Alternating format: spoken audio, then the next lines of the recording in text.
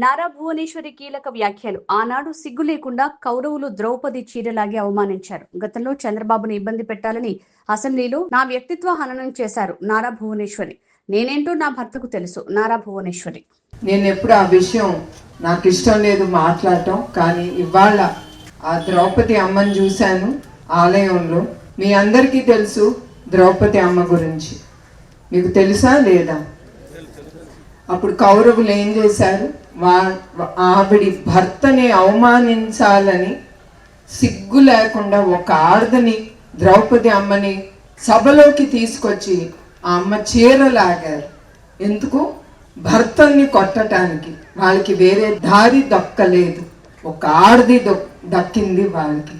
అట్లానే మన అసెంబ్లీలో చంద్రబాబు నాయుడు గారిని హింసించాలని, ఆయనకి ఎదురు దెబ్బ కొట్టాలని వాళ్ళకి తెలిసి నా పేరు లాగారు, నా శీలాన్ని గురించి వాళ్ళు మాట్లాడారు. అది ఒక్కరికి అవసరం లేదు. ధైర్యం ఉంటే మొగాడుగా నుంచి మాట్లాడాలి, కానీ ఒక్క స్త్రీని లాగకూడదు. మీరందరూ కూడా ఇక్కడ చాలా మంది మొగాళ్ళు ఉన్నారు. ఒక్క స్త్రీ గురించి మీకు మాట్లాడే హక్కు ఎవరికి లేదు ఇక్కడ. ఏ స్త్రీ ఎట్లాంటిదో తనకి తెలుసు, తన జీవితం గురించి తెలుసు. అది మనం నేర్చుకోవాల్సింది అక్కడంతా. అది అన్నీ అయిన తర్వాత ద్రౌపదికి కృష్ణుడే దిగి వచ్చి ఆవిడికి సహాయం అందించాడు. అట్లా ప్రజల్లో దేవుడు వచ్చి, అట్లా చంద్రబాబు నాయుడు గారికి కానీ ఆయన కుటుంబం కానీ ప్రజల్ని దేవుళ్ళుగా మా కుటుంబంకి నుంచున్నాను. అది నేను ఎప్పుడూ మర్చిపోను. ప్రతి సందర్భంలో మా కుటుంబంలో చాలా జరిగినాయి మా జీవితాలు. ఇప్పుడే అన్నారు తిరుమలలో ఆ బాంబులు పెట్టి నక్సలైట్లు, కానీ ఇప్పుడు కూడా మా కుటుంబం హిట్ లిస్ట్లో ఉన్నా కూడా, ఇట్లాంటి అవమానాలు చాలా ఎదుర్కొన్నా కూడా ఆ దేవుడు అనేవాడు ఉంటాడు.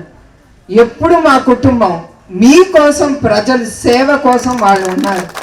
వాళ్ళు అట్లా మా కుటుంబం ఉంది గనక ఆయన్ని రాజమండ్రిలో నిర్బంధించినప్పుడు మీ అందరికీ తెలుసు, రుజువు ఏమీ లేకుండా 57 రోజులు నుంచున్న ఆయన ఖైదీ చేసినప్పుడు అప్పుడు దేవుడే దిగొచ్చి ప్రజల ద్వారా ముందుకొచ్చారు. అదే గనక ఆయన తినుంటే ఆ 26 కోట్లని చివరికి చెప్పారు. ఆ 26 కోట్లు కూడా వాళ్ళు చూపించలేకపోయారు. అది మా కుటుంబం అంటే. అట్లానే ఇప్పుడు నా గురించి మీకు ముందర ఎందుకు చెప్తున్నానంటే, ఏనాడు నేను ఆ విషయం మాట్లాడలేదు. మగవాళ్ళని అందరికీ గుర్తు చేయటానికి తప్ప వేరే దానికి కాదు. ఇదేమి ఎలక్షన్ క్యాంపెయిన్ కాదు, నాకు అవసరం కూడా లేదు. ఇది స్త్రీని మర్యాదించాలి, స్త్రీ ఒక అమ్మ లాంటిది అనేది మీరందరూ మర్చిపోకూడదు. అది మీ అందరికీ గుర్తు చేయడానికి ఇది చెప్పేది ఈ విషయం. నేను ఏనాడు 10 మంది ముందర ఆ విషయం ఏనాడు మాట్లాడలేదు. కానీ ఇప్పుడు ఆ ద్రౌపది అమ్మని ఆ గుడిలో చూశాను కనుక మీకు ఒకసారి విన్నవించాలని నా మనసులో ఏముంది అని నేను మాట్లాడాను. అది నేను ఎవరికి అక్కర్లేదు.